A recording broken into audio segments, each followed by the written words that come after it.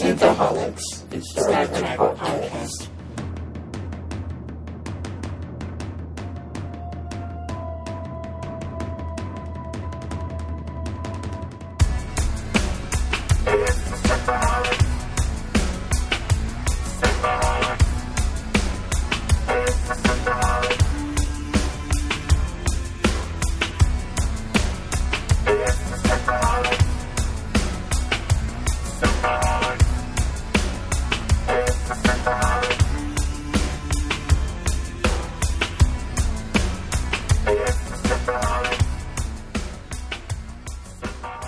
Welcome to Synthaholics. This is your host, David Duncan, and with me is Aaron O'Brien.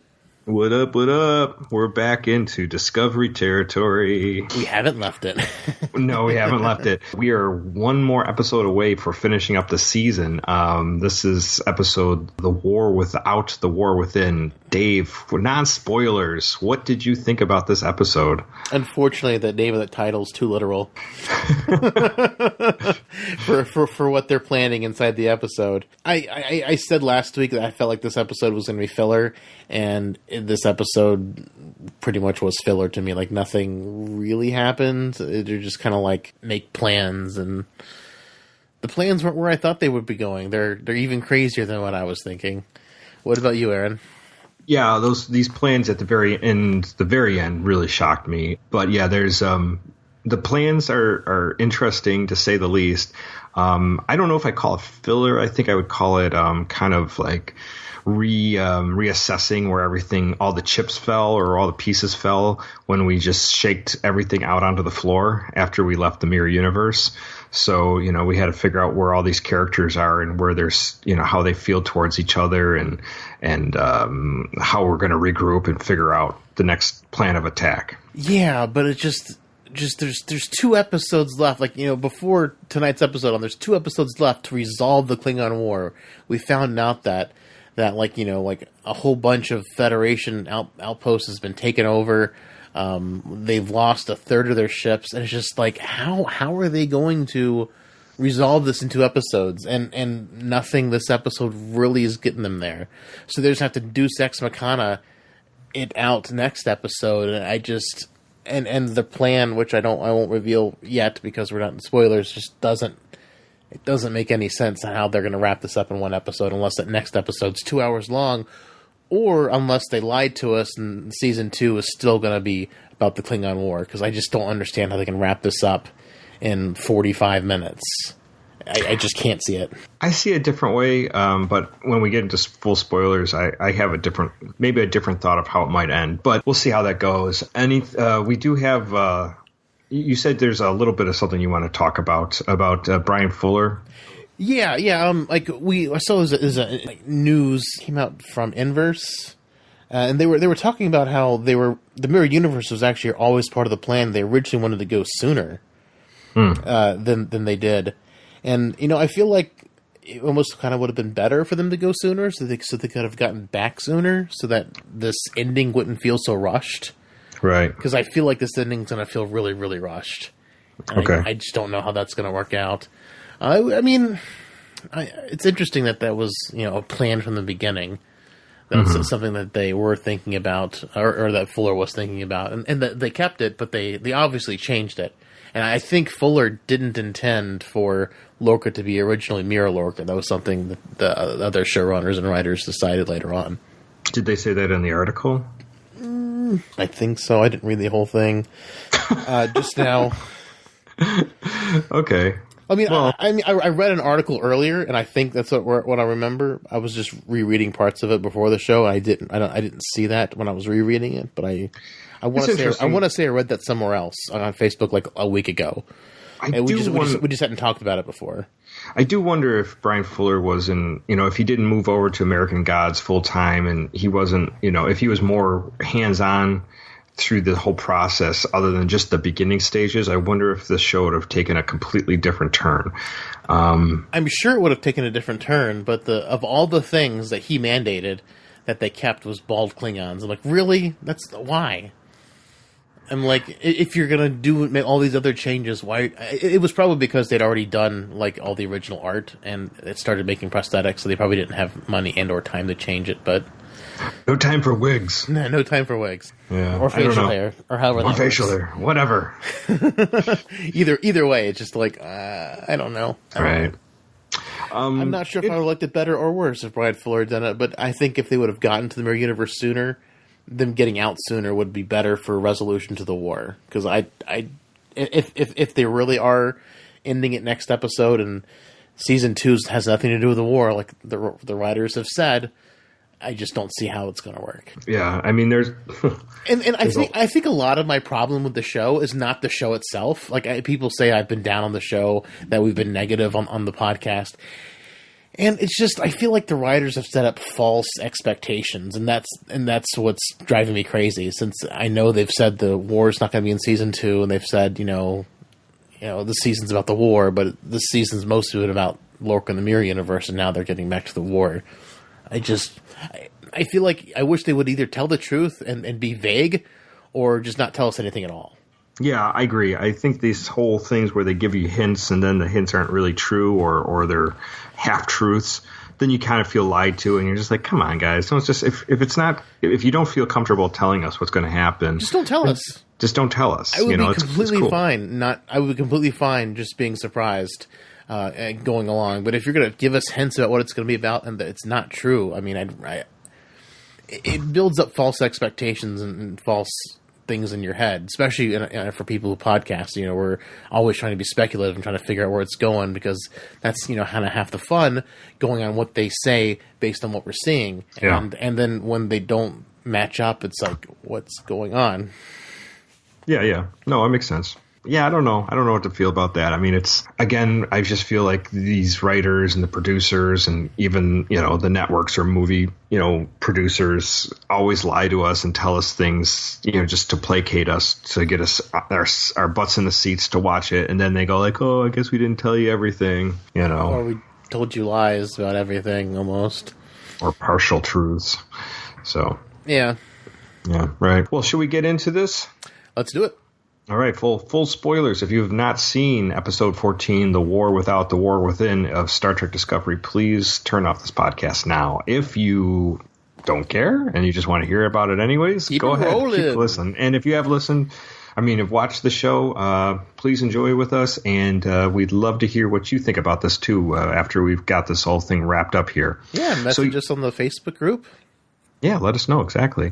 So here we go. The War Without, The War Within, Season 1, Episode 14. This aired February 4th, 2018. We start off, Saru is down the transporter room and is startled to see Giorgio in the transporter room. And Giorgio seems equally shocked to see a Kelpian as a captain. I love it. This is probably my favorite part of the episode. Well, we did say when this was happening, so there's been all these memes about it. How about the food chain? Yeah, Bach eats Giorgio. Giorgio eats Kelpians. It's great. Yeah. So Giorgio makes the comment. Just last night, just yesterday, we were eating on the entrails of your brethren, and True is shocked, and you can sort of see Michael Berman's head down in shame. And so he's like, okay, Giorgio, you're confined to quarters, and have we're fun. Saru even tells the transporter operator, it's like, this is completely classified, and you will be, I don't know what he said, but treason. You'll be, it'll be considered treason if you mention this or whatever. Right? So, yeah. It's pretty severe. Yeah, pretty severe. Saru, well, actually, Berman kind of apologizes to Saru on the trip out of the transporter room. He's like, look, I thought I'd spare you this. But to be fair to Michael, she said she hadn't seen any of them before she ate them. But she did, because the Saru she's seen Saru, but I mean, that's, all she could, it could have happened later, I mean, anything's possible, but sure. No, I mean, we as the audience know, but I mean, like, the transmission happened before they ate them. Oh yeah, but he did, but I think I think Saru did ask her, have you seen the Kelpians? And she says, no, I haven't.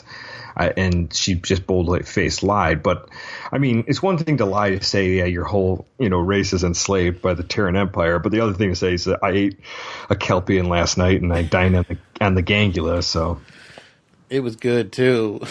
It was good. All that butter. So Berman is asked to go to the sickbay because apparently Ash Tyler is somewhat up and about, and he is recovering, and he wants Michael to see Tyler to see, like, maybe this will make him feel better a little bit and bring out more of the good side of the Vok Ash Tyler, or whatever we're seeing with Ash Tyler.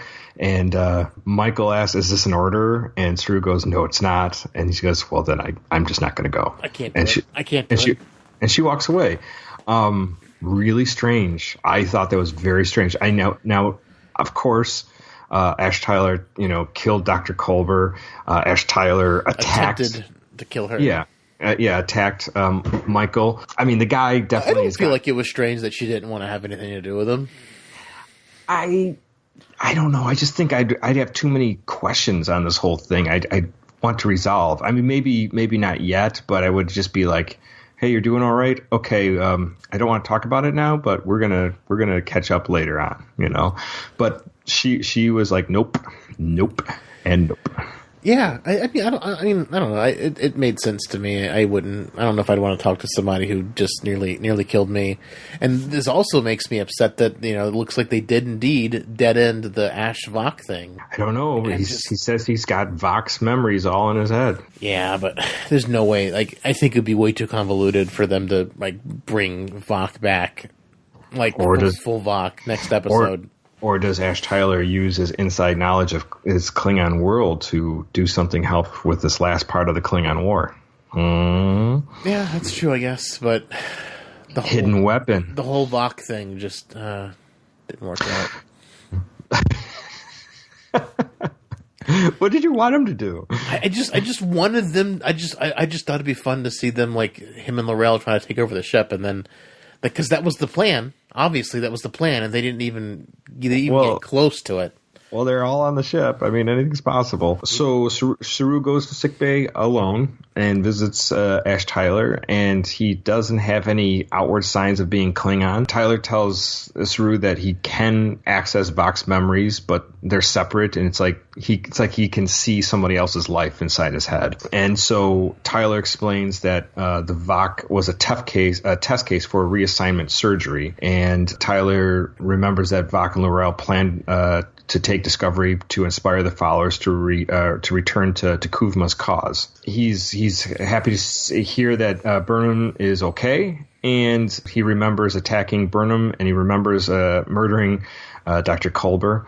And he says, I deserve to be put in the brig. You can't leave me out. And Saru blames Vok for what he did. And he basically says that, Tyler will monitor you, puts a little bracelet on him, and says, you have Too bad it wasn't an ankle bracelet. I know. But he says, but you have restricted access to the ship, but, you it's will like an not. Apple Watch he gets. It's pretty nice. Yeah. Exactly. All right. So from there, Saru heads back to the bridge, and then there's another ship in range, another Federation ship in range to Discovery. And all of a sudden, Discovery, before they even have time to act, is boarded by a group of Federation races. We've got Andorian, Tellarites, and Human. The same Android and Tellarite from the Mirror Universe. Right, and we get Sarek as well. And then we get Admiral Cornwell.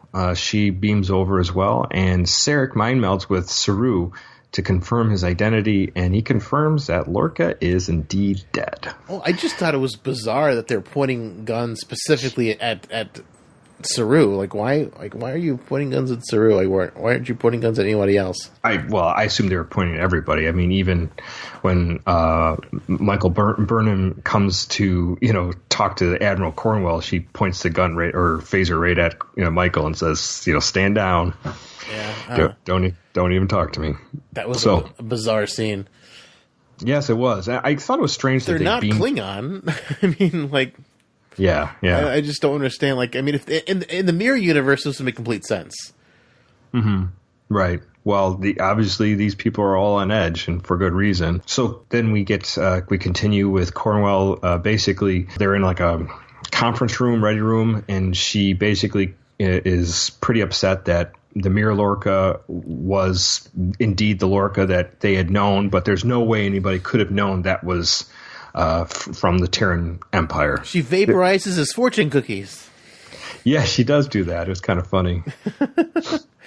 I wish she should have done it to his triple, since they're not going to use the triple as a smoking gun anymore. Right. We do get information that the Terran Discovery was destroyed by the Klingons when it arrived into the Prime universe. I'm so sad by that. I wish Captain Killy would have gone on a rampage. Maybe that would have helped them, win the war with the Klingons.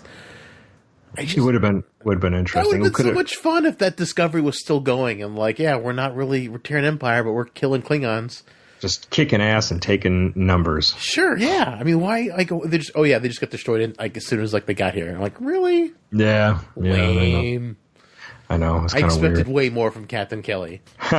That's true. That's a good point. So now that the USS Discovery is back into Prime timeline, they've started to disseminate the invisibility shield description codes that they discovered way back, whatever it was, Episode 9, yeah, which just seems like a century ago. It does. It was because he had the break right after, so yeah, it feels like a really long time. And then they bring them Discovery crew up to speed that the third of the Starfleet has been destroyed, and it doesn't have. And it seems like the Klingons have divided into all 24 separate houses, all competing for conquest. So they're not united anymore, and they're basically fighting within each other. Seeing who can carve up the biggest piece of the Federation. Exactly. So what Cornwell wants is Discovery to take a spore drive jump to Starbase 1, and then all the records from their trip to the Mirror Universe will be destroyed, and it's basically saying it's too tempting to anyone who had anyone lost, their wives, husbands, loved ones, children, that to know that if they could go to the Mirror Universe, maybe they could see the dead again. So I mean that's a nice little nod to the fact that they didn't really realize there was a Mirror Universe in TOS, which is kind of nice. Right. So it's like they try to stick to canon in some places, and the rest of this episode doesn't really stick to canon. In a lot of ways, I just don't understand how they could have lost like this many people die, lose this many, a 30-year fleet, and that not be referenced anywhere 10 years later. Because that's not that long ago. Right. So, but then Stamets basically tells Admiral Cornwell that all the spores were used for their final jump, and they'll have to just warp to Starbase 1. And apparently Starbase 1 is, or just that short jump to Starbase 1 is riddled with Klingon ships, and they're even worried that they won't even make it to Starbase 1. Didn't they say it was like a light year away? They said 1 AU, 1 astronomical unit, which I don't know what that constitutes in Star Trek. 1 AU is the difference between the Earth and the Sun. Right, which is very, very short. I think they said it was 300 AUs from Earth and 1 light year away from their current position. But 1 light year shouldn't take any time to get to a warp 5. I would assume. But they spent a long time going that 1 light year. Right. Because we have that scene with Ash in the food bay, and we see Tilly and Demure, and then all of a sudden we see Demure later, and they're still traveling because she's back at her station. I'm like, that's a really long 1 light year. Were they going at like a warp 0.2?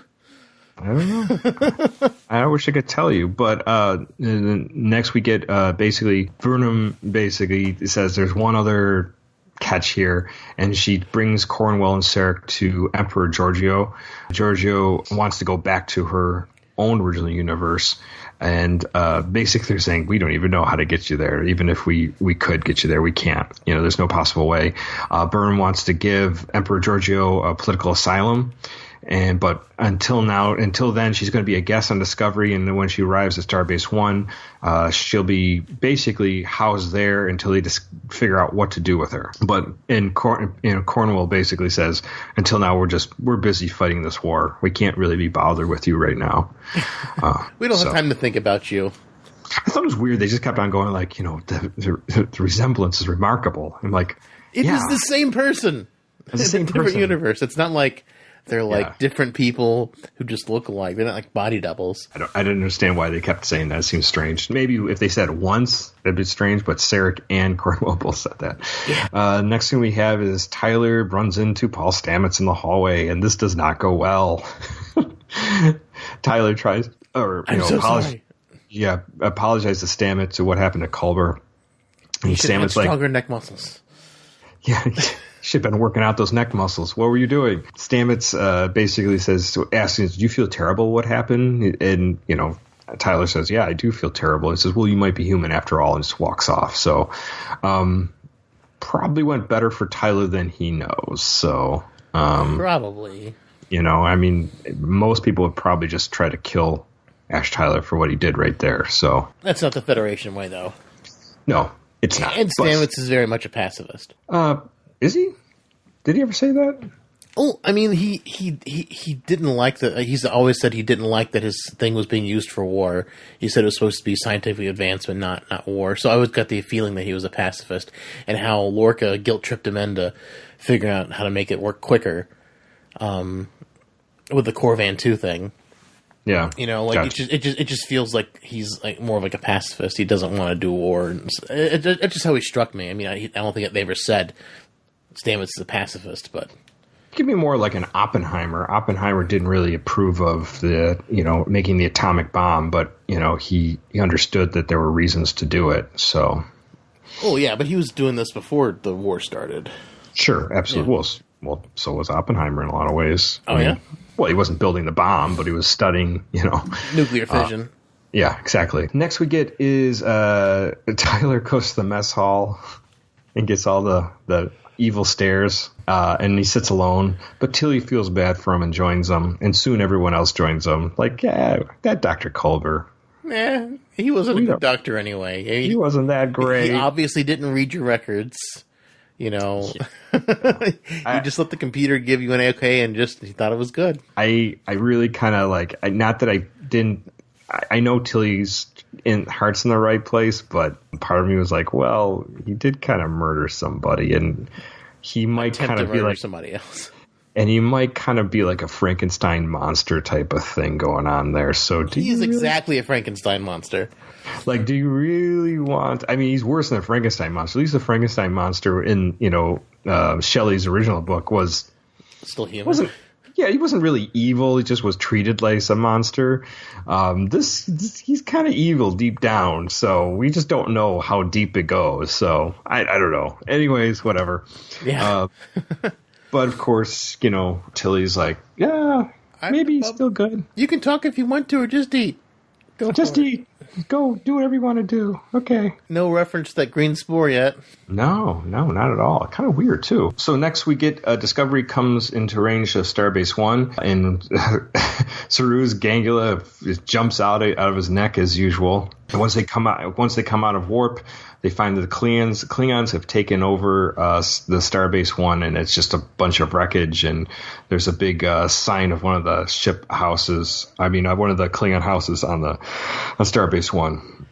And there's no Cornwell said there's like 40,000 lives are all gone. I thought it was more than 40. Actually, I thought it was something much larger, like 400 or something. I could be wrong. It sounded like there's a lot of people in the Starbase. It was a ton, and there was no signs of Federation life on board. But then Cornwall is sort of like shell-shocked, and she can't give an order, and Saru just orders the ship to retreat. GTFO! And jump. Yeah, and before they can get scanned, so they take off. Saru kind of comes over to her, is like, we're ready for your orders whenever you're good. She's like, yeah, just keep going. That's good. Right. Next scene, we get Cornwell goes to L'Rell in the brig. And she basically says, hey, I kind of feel like me and you, we had a connection there. Like, we get along. We were maybe one and the same in some deep down. Your sex toys were amazing when you brought them into the torture room. They were great. Well, I only you could go that far. I said the same thing back on that episode. So she tells L'Rell that the Klingons are winning the war and kicking the Federation's ass, but unfortunately, the Empire is fractured into all 24 houses, and it's not unified under one Klingon Empire. The Klingons are coming close to taking over Earth and to invading Earth, and she asks how this war ends, and L'Rell says it doesn't end; it just keeps going, and that they must they must conquer the Klingons or they'll never relent. So basically, she says, if you don't beat us, we'll just keep on kicking your asses. We won't stop, which is an interesting kind of take, because you're sort of like, it's funny because Cornwell's like, the Klingons are not asking for anything. They're just coming in and just slaughtering people. And he's like, what's the point of that? There's no real reason. And it's like, there's no real reason for it. They just want to take you over. They're there to dominate. Yeah. So the alpha males. The alpha. The alpha species. Yeah. Apex predator. There you go. I pulled that one out of my ass. The Klingons and the Hirogen really need to hang out. Yeah. I wonder how that would work. That'd be so much fun. It would be fun. I think the Hirogens. I think the Hirogen are literally on the Klingons' back door. Could be. Because maybe they've been fighting for a long time. Because I think they go like the Hirogen are in the upper part of the beta quadrant. Because if you look at it like a pizza pie, beta quadrant's on like the bottom left hand side, and it's a pizza pie. Delta quadrant's on the top right hand side, and like I think the Hirogen space is like a big chunk of like the back end of the beta quadrant on the circle side, and on the other side is the pepperoni race. Well, because the Hirogen network is how they got the Doctor back on the Andy Dick episode. I know. I just should make some more pizza pie references. Pizza pie. Hey, I got my hands folded up because pizza pie. Yeah. Yeah, it's a good. You put the dough and you put it in the oven. You put need the that cheese. Dough. You need it. The dough. Next, we get Vernon visits Giorgio, and Giorgio asks Vernon what's the relationship between her and Sarek, and she's like, "Why do you want to know?" I don't know what you mean. It's like, you look at him differently. You look at him like you look at me. Or used to, at least. He's like, and then she says, yeah, he's essentially my father. I was orphaned, and he took me in. And she's like, oh, so you're orphaned in both worlds. How interesting. And they bring up Lorca's fate thing again. Yeah. The way fate struck me the same way on both universes. Right. But then Michael asks Giorgio how she defeated the Klingon Empire, and she suggests, she kind of brought it up like the Klingons are like a cancer, and that you have to, instead of just attacking the cancer throughout, go to the source of the tumor. And she suggests going to Kronos itself. So interesting thought. So Michael brings this idea to Admiral Cornwell in the middle of the night, apparently. You know I'm sleeping, right? I was trying to get some sleep here. Well, they just blew up half my friends on Starbase 1. I'm crying myself to sleep. No, Lorca's not. The part of the thing is I think that Cornwell felt pretty pissed off that she slept with Mirror Lorca as well. Yeah, she was not happy. Doesn't know what kind of STDs that one's got. Yeah, Mirror Universe STDs. That's got to even be more aggressive. Oh, yeah. She got the Burnham STDs on there. And so. Burnham. Anyways. Mirror Burnham STDs. So they bring this plan to the rest of what's remaining of Starfleet. And they're basically saying, look, we are like ready to defend Earth. And we think Discovery should be there too. And Cornwell says we need to bring the fight to the Klingons, and we suggest that Starfleet tactics are not working. We have to do something totally else. So the plan is that they're going to jump Discovery into the subterranean caves that are beneath the crust of Kronos. But unfortunately, because they've used up or exhausted all their spores for the spore drive, they have to create some more. But Stamets has this little ace up his sleeve, apparently, that there was a lifeless moon, which we sort of have a Genesis reference here. They use the what they have the spores to his original. I think he said it was his original mycelium culture or something. Right. They use this to basically seed a new planet. Thank you, seed. I don't know why I couldn't think of the word. Seed a new planet. Yes. Or seed the moon, but it's just like They said his original stock took years to grow, and then they grow like a planet's worth in like a day or like minutes. Right. So apparently there's something in this moon that's going to be, it would be very fertile for these spores to grow. I don't know how, but we're just going to go with it. Next, we get Giorgio calls Sarek to talk about Michael Burnham and the current plans and what's necessary to win this war. And she wants to, but she wants to bring the Klingons to an end once and for all. But she asks for her freedom in return. So this is where this gets kind of weird for me. So basically, she's kind of told Sarek, look, it seems like both of our Michael Burnhams have a weakness, and there's certain things they just can't take. And I'm going to tell you, this secret plan to beat the Klingons, she can't take. She's not going to be able to handle it. So we're just going to have to kind of like not include her with these plans. Yeah, so I'm wondering what that is, because it's never really divulged in the episode. I guess we'll find out next time. I'm thinking something similar to Homeworld destruction. That's what I'm thinking. That's where full on Death Star. Yeah, I mean what they did in their 2009 JJ destruction of Vulcan, that they do it to Kronos. That's where I'm at. Like, we got some red matter here. Well, maybe not red matter, but if you're inside the planet's core, why can't you just destroy the planet? And then just jump out. Yeah, I guess so. Yeah. Man, that's where my brain went almost immediately. So, anyways. Interesting that she asked for freedom, so there would be an Emperor Giorgio floating around the Prime Universe or trying to get back to the Mirror Universe. Either way, it's kind of a crazy plan. Oh, it's very crazy, and it gets crazier once we find out how that works out. Right. So Sarek then is walking with Michael Byrne and basically says, I got to go back to Vulcan, take care of some involving details about this plan. And they discuss Byrne's love affair with Tyler. And he's basically saying that these emotions, he says your mother has emotions, it's obviously you have emotions. It's not, and don't regret loving, Ash Tyler, because, it didn't turn out right. I thought that was a strange sentiment from Sarek. Yeah, someone who's extremely Vulcan. I mean, that's the other thing is, like, when we see them He's never been that nice to Spock. Well, that's what I'm thinking. It's like, so we got his first real appearance is in TOS and was it not Babylon? Journey to Babel. Journey to Babel was, he was basically as dead inside of pure logic. Didn't even say hi to his son or anything, So it's like, hey, could you find someone else to show me to our quarters? We don't want to go. We don't want to go with you. My son, he's stinky. So, like Mia's like, okay, so you are so logical. By the time we see you, pretty much 10 years later. Why are you like, hey man, it's okay to love people? So much sentiment.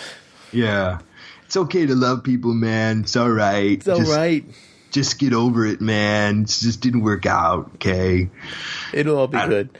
Yeah, I don't know. It felt weird to me. So, but, I guess we just got to play along. It did feel kind of odd to me. But yeah, okay. Sarek's way out of character for Sarek. Sarek's way emotional. Maybe the Midnight Syndrome's kicking in early. Maybe he went to remission during TOS.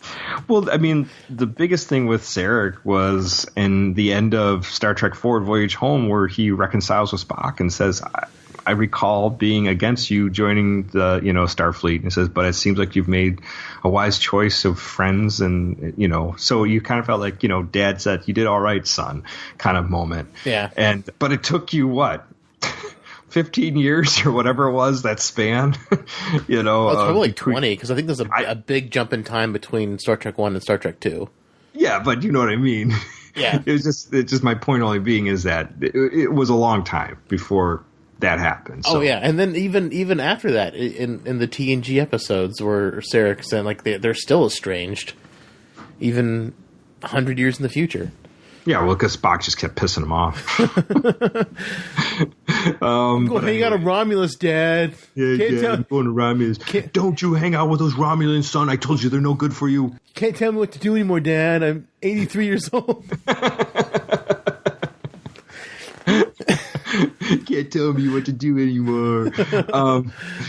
No, I live my own life. I'm moving out of the basement. Dad, I'm 120 years old. I'm 120 something years old. You can't tell me what to do. Dad, I found this red matter. I don't know what to do with it. Just don't put it in the planet core, son. Oh, crap. Oh, crap, Dad. I did it.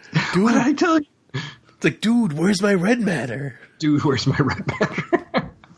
Anyways. Oh, Jesus. All right. Off Sarek. So, but they have this moment where Sarek's like, we might not see each other again. So, they give each other the live long and prosper signs, and he walks off. He's like, yeah, I'm condemning you to death probably because of the deal I made with Giorgio. FYI. Yeah. And next we get Michael visits Tilly, who's loading up the mycelium for this project to seed the moon. And Byrne basically confides with Tilly, says, I think I just said goodbye to my father for the last time. And Tilly then... Tilly's like, that's a strange thing to say. Yeah, that's weird. But then Tilly says, while you're feeling these feelings, you should probably go talk to Ash Tyler. And Michael's like, nah, I don't think I'm going to do that. Just because you're cool with him doesn't mean I'm cool with him. He did try to choke me out. Yeah, I figured Tilly, when Tilly went and sat with him, she's like, yes, I knew he choked out Michael. I can move him for the kill.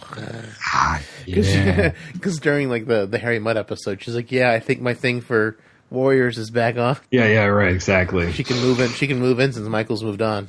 Yeah. Next we get the next scene is a really cool scene. Actually, Stamets they take the seeds of the spores and they fire them off into this moon. And I don't know how they got all that stuff from.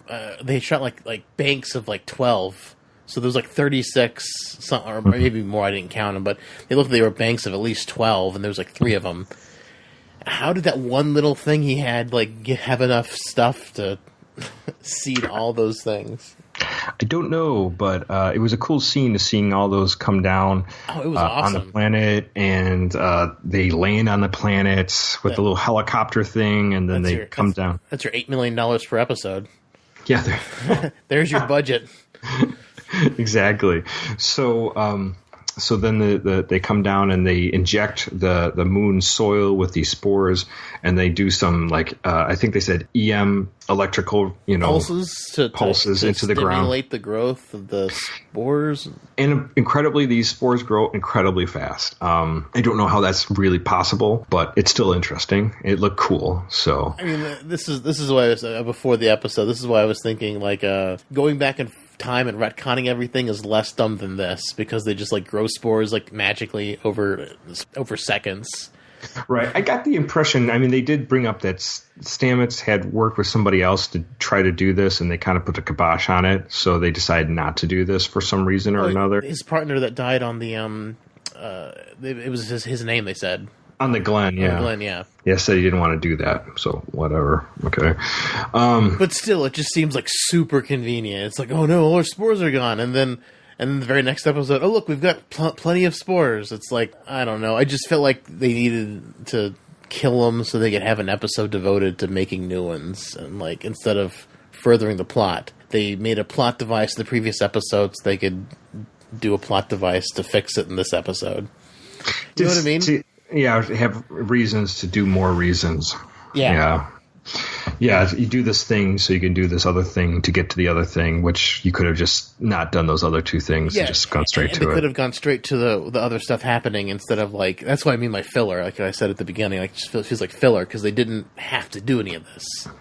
I agree with that, but it was at least fun looking. So it was beautiful special effects. It was really cool to watch. I'm not down on the effects. I'm just down on the plot reasons. It was there because they had to figure out a way because they killed them all in the last episode. Yeah, right, exactly. Next we get Burnham visits Ash Tyler, and he apologizes her and tells her that Voc's gone. This is the room they let Ripper out of. It's, I think, only the second time they've used this room, because I was like, where is he? And then I recognized the little elevator thing they had Ripper on. I'm like, oh, that's cool. Cool room. Cool window. It's a cool window. And then Michael asks if there really is a Ash Tyler who loved her, like is that person real? And she says that he lied to her and he said, you told me that if things got too much that you'd come to her, but he never did. And then he accuses her, says, hey, you're just looking at excuses to end our relationship. And she's I laughed. I was just like, I was like, yeah. You being a Klingon double agent, yeah, that's just looking for excuses, sure. If there's ever a reason to end it, that would be a reason to end it. So, and she saying that she knows he was not responsible for Vox's action, but she can only see him when he was trying to choke her out. And changes the way you look at somebody. I would say it would. Yeah. Tyler says that she was the reason that L'Rell wasn't able to take full control and put Vox's personality in play. And he tells her that, and she basically says, it gives him a whole rundown of when after the Battle of the Binary Stars, I don't know if you want to call it her screw up, but her actions made her feel so much regret and felt sorrow, and it took her a long time to get on this road of recovery. And he says, you're going to have to do it, and it's going to be on your own, and it's not going to be easy. And she walks out. So I have to say this was really good acting, but I also have to say that this was like, if this relationship continues after this, I don't know how I'm going to feel about both of them. Like it just feels like they can't really. I don't know how you could reconcile that. So, well, you can reconcile it by them going back in time and her meeting the real Ash Tyler, and it'll be fine. No, but I understand what you mean. Want to go to Lake Shasta?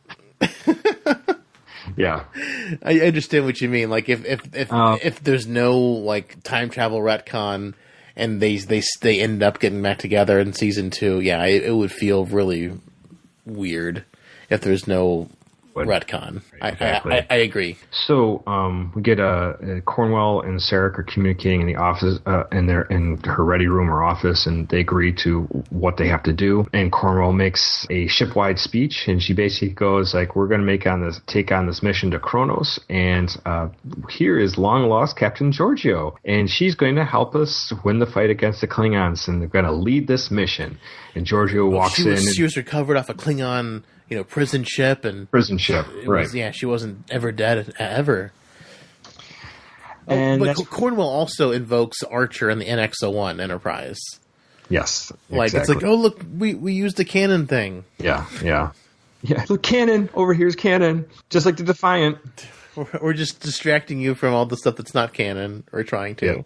Yeah. So anyways, and that's where we wrap up this episode. Like I said, I kind of feel like they were trying to figure out all the pieces of where everything was at the end of it and see what basically where the crew is going to land, not just physically, but emotionally as well. So we have Stamets confronting Ash Tyler. We have Michael Byrne confronting Ash Tyler. We have Cornwell coming into kind of telling the crew where they are and basically the fate of the Starfleet and the Federation, sits on Discovery's shoulders. So, yeah, which we knew. So, Dave, after seeing this episode, The War Without, The War Within, how do you feel about this episode? So the War Without is everything happening out in space, and the War Within is them jumping inside of Kronos. Yeah, right. With their ship that can just jump places. I'm just kind of like, I don't know. I guess the character moments were nice, and Star Trek, tends to be about character moments. But they're saying this show's like this strong arc, and I just feel like they're wasting some episodes. Like the Wolf Inside, like it just felt like they could have like gotten some of the stuff done quicker or sooner, or put it in other episodes. Where like it just felt like filler. This episode felt like filler to me, and like this wrapping up stuff with like, I assume that we're probably not going to see Stamets and Ash interact much next episode. Mm-hmm. So like they could have had their like thing next season where they addressed how they felt with other things.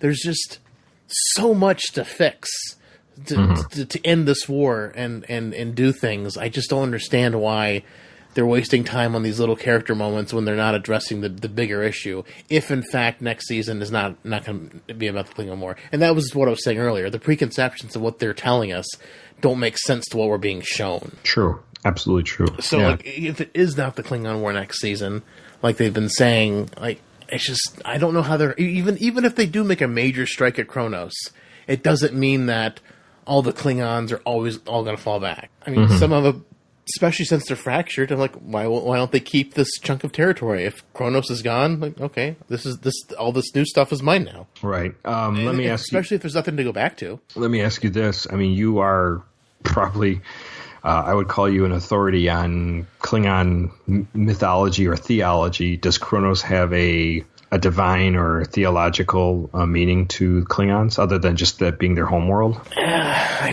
don't think so. I mean, like, other than all their stories from Kalos would be from there, that would be important. But I mean, if not many people give a shit about Kalos at this point in time, I don't know why any of them would care. I mean, because it seems like only the Kupas followers were super like big into Kalos. Yeah, they're like the Branch Davidians of Klingons. Yeah, because I mean, you know, and Worf has said the Klingons killed their gods like millennia ago, so there's no real worship, and he's just, I don't know, it just doesn't seem that they don't. I mean, I'm sure they care about Kronos as much as anybody else would. Yeah, right. That's my home. I mean, as much as Klingons can care about anything other than honor and killing things, and blood wine and gawk. Yeah, gawk. Yeah. Yeah. I was really hoping when Tyler walked up to the meal preparation thing, I was hoping he would order ga. That would be hilarious. He just brings ga and sits it down with everybody. I never liked this before, but all of a sudden, it's grown on me. I would see Taylor like, oh, what is it you're eating? Gawk. Spaghetti. Live worms. I don't know, because you think like you said earlier, you think they're going to go Death Star and totally wipe out Kronos, which would make this not JJ verse or Prime timeline. This would be its own third timeline if they do indeed wipe out Kronos, like you're suspecting. Well, like I said, I think. Like last episode, we talked extensively at the end about the different paths they could take. They could either, go forward in this timeline, and it's a separate timeline altogether. They could go back in time exactly the 9 months when they disappeared, and maybe rewrite history from there, or they could go further back, binary stars, or further back and fix all this whole Klingon war together, or they could get completely lost in space and go to another universe or something. So, I mean, there's lots of different options here, but it seems like we're moving forward in this one timeline. And they don't necessarily have to destroy Kronos, but they could hold Kronos hostage, say, we're going to destroy your planet, your homeworld, if you do not, withdraw. And that could be just, and how are they going to get a starship to the, somewhere in the center of their planet at that point? Yeah. But I didn't get a feeling that it was like super deep. I just felt like they said it was a world of caves, so they're just going to jump into a cave and just so they could do covert, drone searches over the planet. I think there's more to it. I think they're gonna, if it's Captain George or Captain Emperor Giorgio and in charge, I think she's going to go for the Death Strike. Oh, sure. I think she is too, and it's going to be interesting to see how it plays out for sure. But the show's has been really good as far as like the acting goes. The acting was stellar in this episode. They had some amazing effects with like the terraforming aspect, but I just questioned like the plot points. Like I said, like the whole like a third of the episode was like dealing with like figuring out like how we're gonna get the spores back. Oh, we've got this plan. They did this whole thing. I'm just like, well, if you didn't kill the spores on the ship because of reasons in the last episode, right? And you don't. I just feel like they're making plot points so they can make more plot points, and it doesn't necessarily feel organic.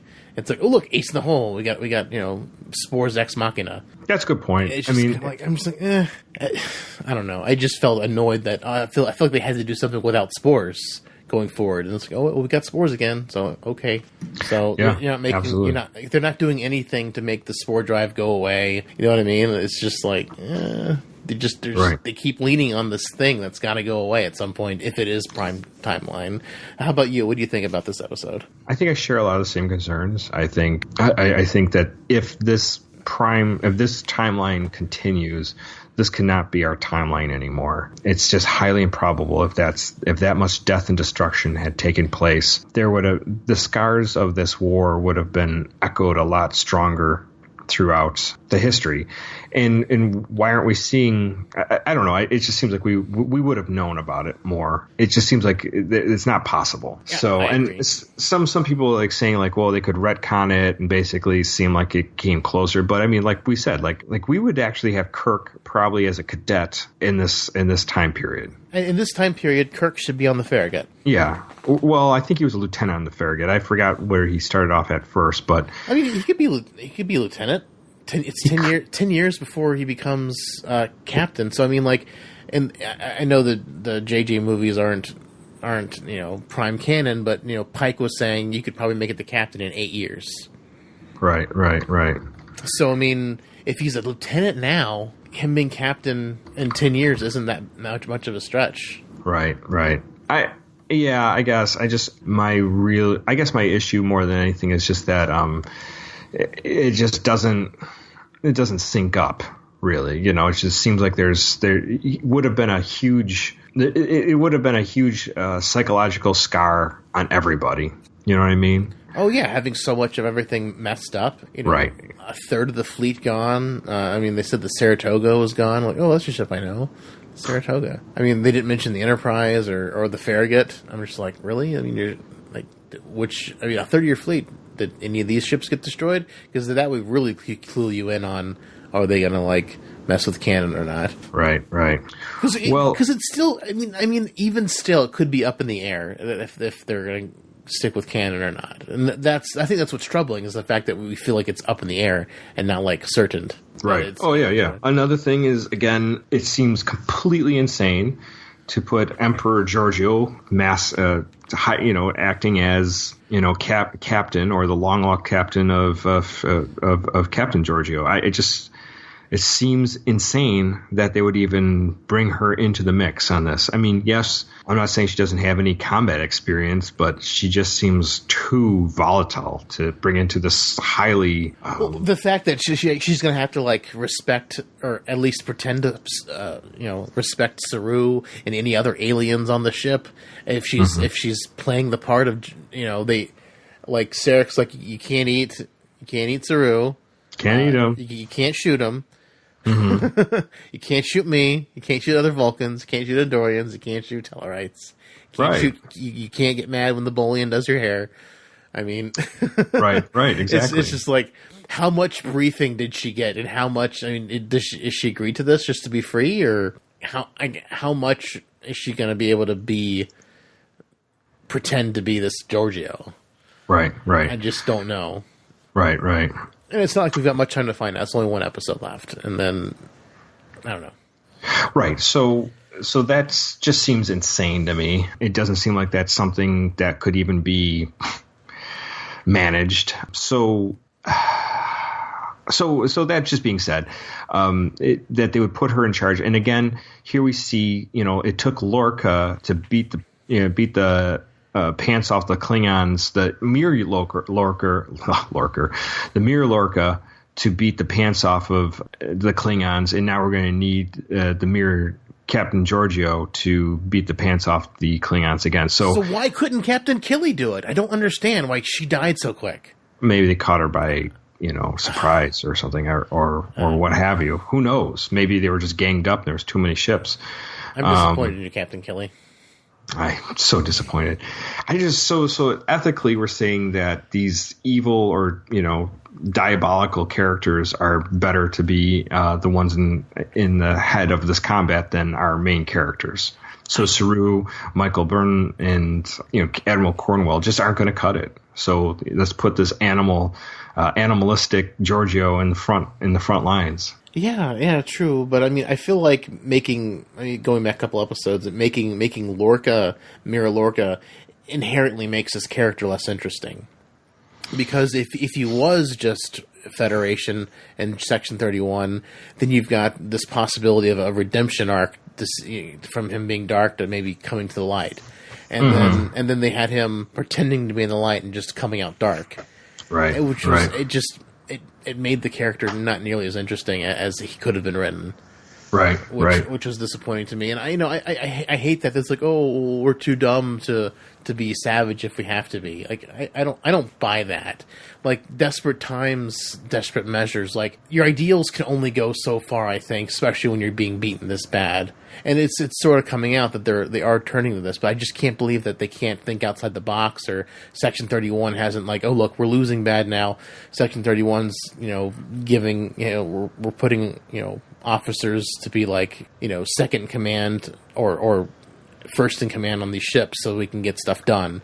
Because at this point in time, this is when Section 31 should be, like they're basically spies and like secret agents, and like, they're basically to ensure the prosperity of the Federation at all costs.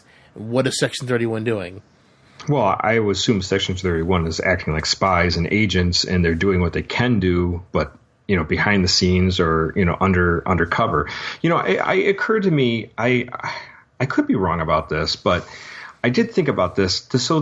We talked, I think, an episode or two. We haven't seen any resolution to the black badges on the Discovery. Yeah. It was brought up in episode 3. We haven't heard it. But what if the black badges don't represent Section 31?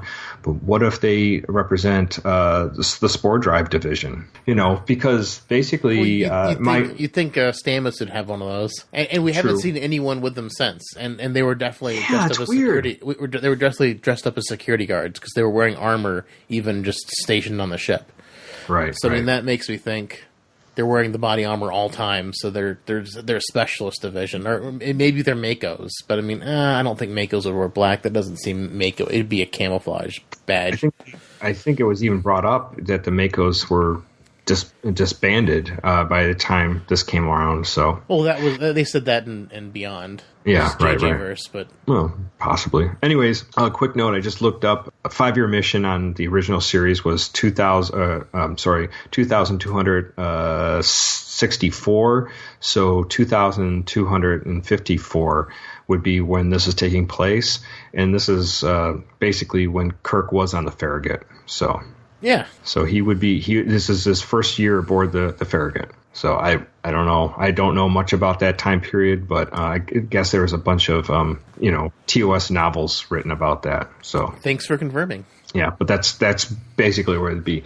I mean, it might even be 55 at this point. It's 9 months from when the show started. Well, it says here in 55, Kirk was assigned bridge duty at the Weapons Council. And his knee was badly injured when the Farragut was ambushed by 6 pirate ships from Epsilon Canaris 3. So there you go. Anyways, yeah. So not he, but so just the plan of putting Giorgio as captain seems crazy. I think they're going to hold the planet captive. I don't think they'll destroy Kronos. If they do destroy Kronos, again, fan fallout will go freaking berserk. Yeah, so now that we're kind of talking about like what we think about what's going to happen in the next episode, so you're thinking that Kronos is going to be held captive until they retreat. You think that's Giorgio's plan, or it has to be at least they're putting her in charge to do that, and then maybe they'll back off at the last minute. But it has to be a way to get the Klingons out of Federation territory. And then in the trailer for next week, we saw them do the jump into the caverns, and we saw like Discovery like floating around in the caverns, and then we also saw like weird, looks like maybe Orions or just strippers. And some scene, and I'm like, how does this come into them trying to take over Kronos? Is this a place on Kronos? Are they are they going like commando, like checking out what's happening on Kronos? Because I just don't understand what this.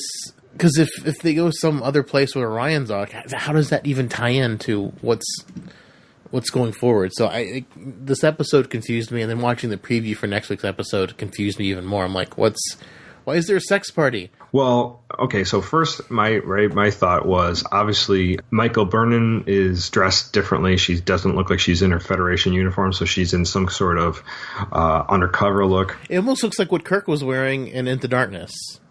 Right. So she's into some kind of undercover look. So with that being said, I would assume that they're trying to do some recon. On the surface of Kronos, maybe? Maybe not surface of Kronos, but maybe they have to get some information to while on their way to Kronos. So what if Ash Tyler says, "Oh, before you do this, you need to access these codes so they won't see you, or you can be invisible, or these are things you should know." So Ash Tyler, like I said, he's got all Vox information in his head, and he was in charge of the Ship of the Dead for a week, or I don't know how long, but it wasn't very long. He was in charge of it for the 8 months that Michael was in prison. Right, so he must have some. While it was drifting, them trying to fix it. Yeah, he must have some information on Kronos and the home world. So I'm assuming that he can use that. And it does look like there's a scene where Giorgio's attacking Laurel in the brig. In the brig. I don't know what that's about, but we'll find out, of course. And I really feel. I think two things that really bothers me is one is that they're using Giorgio as the role model of how to destroy the Klingons or stop the Klingons. And secondly, this is so off the path of what canon should be. And you know me, Dave. You know me. I'm not. You usually don't. You don't cling to canon. Usually that's my thing, where I'm like canon. You're like, I don't care as long as it's a good story. But even for you, this is starting to get off canon, which is interesting. It's not the technology. It's not the look of the Klingons. It's just like it's not syncing up with what the timeline is. And unless there's a good reason at the very end of this that we can go like, okay, we mopped this up and this was done within maybe a year's worth of war, but it just feels really wrong. I mean, it's going to be almost 2 years worth of war because she was in prison for 8 months after the war started, and they've jumped 9 months into the future. So that's right. And then there's been an indeterminate amount of months between then. So that's pretty close to 2 years, if not already, of war that they've skimmed by with 15 episodes and half of them or a third of them not even being about the war.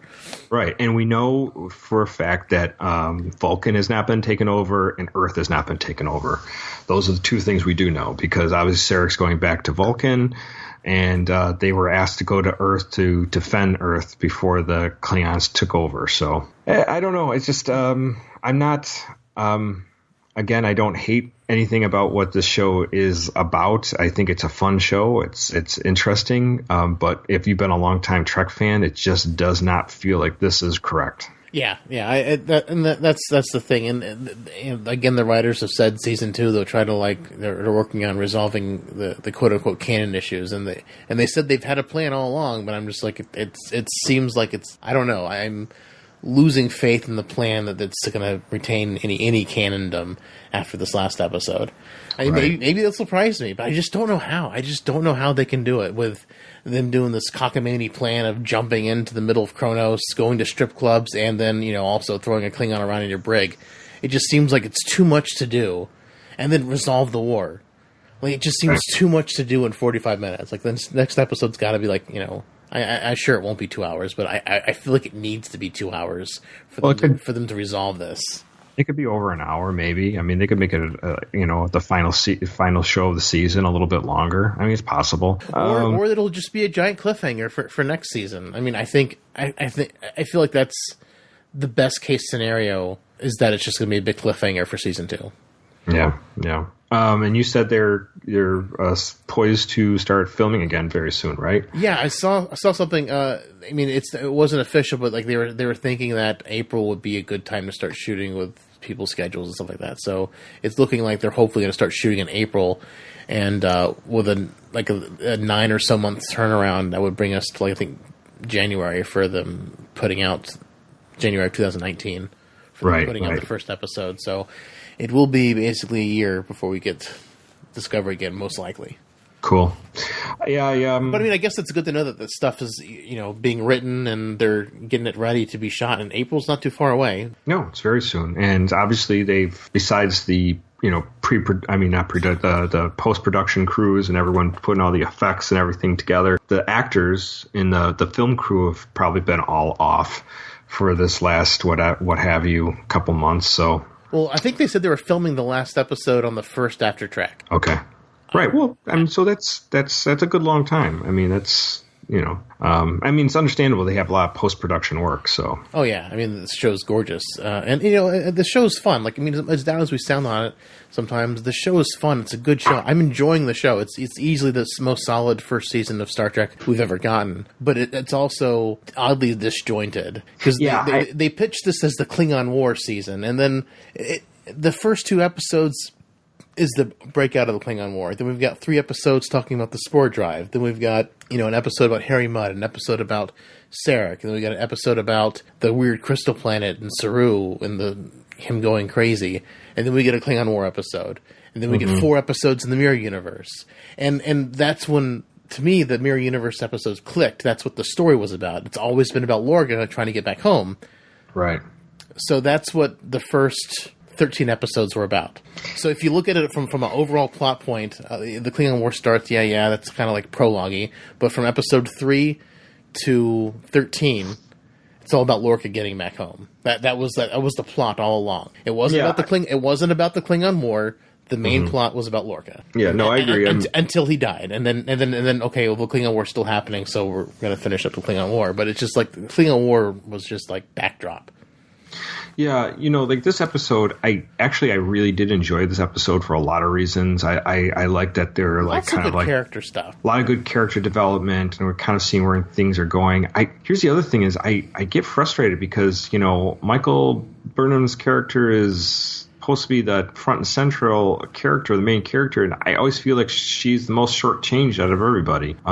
She has a big role in it, but I seems like we get more characters. More story for everyone else. Do you feel the same way? Like I felt this was even like Michael Light on this episode. Like obviously he has that great like interaction with Ash Tyler almost at the very end, and she has like a couple interactions with Giorgio, but besides that, not much. Yeah, I mean, I don't mind because she's not the most interesting character on the show. I mean, she's far from it, unfortunately, and it's not because she's a bad actress. Sequoia Green, she's been doing fantastic. It's just, her character just hasn't been compelling to me at all, really. Lorca was by far the most compelling character to me until they ruined him by making Mirror Universe. I just want to see her get out of her own way. I feel like, she's like always conflicted, and she's always like, okay, even the Battle of the Binary Stars, it's not really like that. You couldn't blame all on her. I mean, she made a few mistakes and she tried to make it right the best she could with what she had. And I don't know. I never blamed her for that as much. Shit happened, shit happens to people, and you can't, and I've never blamed her for that. I mean, I understand why other people would blame her for it, but. And she blamed herself for it. So once you admit it, that's your fault. You're kind of fucked as far as your superiors go. Right. And in a court martial, if you admit it, if you just it's all my fault, it's like you're pretty much screwed. Yeah. I don't know. So there's a lot of like I said, I enjoyed this episode. I enjoy where I'm excited to see how this ends up with over at Kronos. I know it's going to be action packed and super fun to watch. But the other side of it, I'm like, where is this all going, and how could this possibly tie into 10 years later into TOS? I mean, I know 10 years is a long time, but it's not that long. And if if they do like 7 seasons and every season takes place in over a year or almost 2 years at this point, if they make seasons take these long spans of time, I mean we will catch up to TOS very quickly, pretty soon, yeah. Right, every season spans 2 years, or more, so we might even go past it depending on how long Discovery gets renewed for, and that's interesting. An interesting thing. I wonder how CBS is going to feel once everyone cancels their All Access when Star Trek is over. I think they'll feel the sting, and they'll know that All Access is only being held up by Discovery. That's for sure. I mean, obviously they can probably keep it going, but I don't know. All Access is a tough one for me. I'm not a fan of it just because I think it's turned off a lot of fans. I think you'd have more fans if you release this all out to, Netflix kind of thing, I think you'd get more love from people. Yeah, because there was just a post earlier this evening on our Facebook group where people were like, "Is anyone else going to cancel after next week's episode?" Like, yeah, probably. Yeah, I definitely am, and it's just I don't begrudge them in a lot of ways, but I think a lot of people are like, people, their monthly and their expenses is down to what they can afford, and if they can afford Netflix, it's a luxury, but they enjoy it and they get a lot of content from it. But if you have to add, the only thing I'm watching on All Access is Star Trek. Yeah, if you're adding, whatever is the $5.99 or whatever it is with the commercials, that's $5.99 a month. It's not a huge, but it's still enough. It's like I'm paying that a month to see the show. Just one show. Yeah. So. Yeah. I don't know. It's hard to figure out. It's interesting. I just don't know how much that's going to hurt the future of Discovery if they see this huge outflux of people, which is probably going to happen. So, I'm glad they've already been greenlit for season 2, but I'm scared what the future. Hopefully they'll get all the numbers back and more for season 2, and maybe they get an influx of new people who just sign up for a month or just to binge watch it and then cancel. You know what I mean? Because some people haven't been paying all along because they just want to be able to binge it and then cancel it immediately. So right. It'll be interesting. I'm just glad season 2 is greenlit, so at least we have that to look forward to. Right. I don't know. The War Within. It's not a whole lot more to say about it. It's just we got to see how it wraps up next week, and I don't know how they're going to do it in an hour. I can't see it. I can't see it either, and I can't see how this ties into future Trek. Maybe I'm wrong, but maybe there's a logical conclusion to all this, but I'm not seeing it at the moment. It's strip clubs, man. It's strip clubs. It's got to be. That's what's going to tie it all together. That could be it. Yeah, right. I don't know whatever that was in the preview for next week. I'm just like, sure. It's Orions. It has to be Orions. They're going to run into Orions. It'd be fun to see Orions again. I'd love to see Orions. It's just I'm just so like I just don't know how. It just seems like a distraction from what they're going to need to do for the episode. You know what I mean? Right. Because I expect they've got the stuff harvested. They've got to jump into Kronos immediately. And if they don't do it to the end, if they don't do it to the end of the episode, I'm going to be really confused. Yeah, sure, for sure. I'm just like, because it seems like that's going to be the first thing they do. Because I was hoping they jump in at the end of this episode, and then it'd be a cliffhanger, something goes wrong, and they got to fix it. But they didn't even get that far this time. So I'm like, that jump in the Kronos has got to be in the first act at least. If it's in the second or third act, I'm going to be super like, what are you doing? Or what if they send Michael Byrne off on a fool's errand to get her off the ship so she doesn't get high and mighty on the mission? That's true. And then it'll follow her because she's the main character, so we don't even see much of the mission. I don't know. I don't know either. Well, it's gonna. Without a doubt, next episode's gonna be fun and exciting and special effects filled and awesome. So there's that to look forward to for sure. Yeah, but as far as the story goes, I'm just like I'm pulling my hair because the last couple episodes I've been like, what are they doing? They keep raising the stakes, and it's just going to be like I don't know how they're going to resolve it in just one more episode. Yeah. How do you reconcile everything? Well, we'll have to wait and see next week. I'm excited to find out. Final episode of season 1. It has been an exciting trip, and they have delivered the goods on a lot of things. So I don't regret anything. I think. Unless there's some, I just have lots of questions. Yeah, I think that's you too. Yeah, exactly. Yeah, exactly. Well, our intro is provided by Dave Wilkes, and all our rest of the music is provided by Warp 11. You can find them at warp11.com or Warp 11 on Twitter. The show you can find at synthaholics.com. You can email us at synthaholics@yahoo.com, and you can join the Facebook group at facebook.com/groups/synthaholics. And if you like cocktail tutorials and want to listen to the podcast and see our video reviews for Discovery, you can check out our YouTube channel, youtube.com/synthaholics. Absolutely, and please go down to Apple iTunes, rate and review us, 5 stars preferably. Give us a nice review. Helps people see the show more with more reviews and ratings we get. Also, if you have a little money you can throw into our kitty, we have Patreon/Synthaholics. It helps keep the lights on and keeps the big wheels of podcasting and YouTube producing coming your way. Keeps them turning. turning and bubbling and boiling. So yeah, definitely if you have $1 or if you can throw more our way, we definitely appreciate it. It's $1 a month. It's not much to ask for. And and if you have a friend, a family member, a coworker that likes podcasts, that likes Star Trek, that's interested in drinks, point them our way. Point them to the YouTube channel. Point them to our podcast. Let them know that we exist. Word of mouth is a wonderful way to support the show. Absolutely, and if you like tweeting, you can find the show at Synthaholic Duo. I am personally at David_J_Duncan, and Aaron is at Blackbird2004. That's right. Tweet us. Tell us what you think. Yeah, we'd love to have Star Trek discussions on the old Twitters. Is Discovery breaking complete canon? Is there going to be an answer for it, or do you think canon is negligible and we don't care? Or we in a third timeline completely? What do you guys think? Let us know. Tweet us or message us on Facebook or join the Facebook group and join the discussion there. Facebook group is a lot of fun. A lot of fun people there talking to us and talking about the show, and it's everyone's got some interesting ideas for sure. Yeah, it's always a lot of fun when I'm not being blocked by Facebook. Yeah, poor Dave. Yeah, I got blocked again this week for sharing our video review from our Facebook page to our Facebook group. So go figure that they don't realize that I'm in control of both of these things. Dave just there's somebody, Facebook algorithm. There's somebody in Facebook that's just out gunning out for Dave. Just hates me. Mm-hmm. Or the algorithm has just got me flagged for whatever reason. Too many dick jokes. Yeah, well, that one group banned me, so I'm on the bad list. Apparently. Crazy.